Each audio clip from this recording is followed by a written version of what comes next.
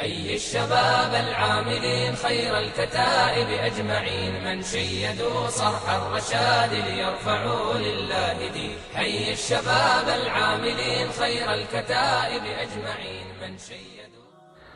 السلام علیکم ورحمت الله وبرکاته ومغفرته. محترم شتنه کړی ده چې یو چا سره مې مال پروت و، هغه زنګ راته ووه چې په دونه خرڅېږي مال، بس ته پوهېږې ورک د چا مال هغه نفر ته ورکړي.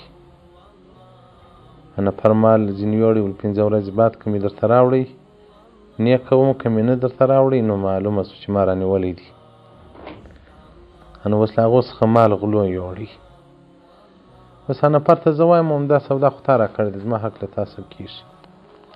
دی وایي یا خو ستا او د ده کار دی. محترمه دغه نفر چې تا ته یې زنګ وهلی دی، که دا دلال وي، که صرف دلال وي، بیا ستا حق له ده څخه نه کېږي. کوم نفر څخه چې غلو مال وړی دی له هغه څخه خپل مال وصولولی سي یا قیامت ته مال وصولولی سي. او که دی تا وکیل کړی نو بیا په دغه صورت کې دی ضامن دی، دی به تا ته پیسې درکړي یا به مال درکړي. نو هغه نو باره تاسو پوهېږئ چې دی دلال دی که ضامن دی. مجموع زمانات صفحه 96 الباب الخامس. او که یو څوک مثلا زید راسي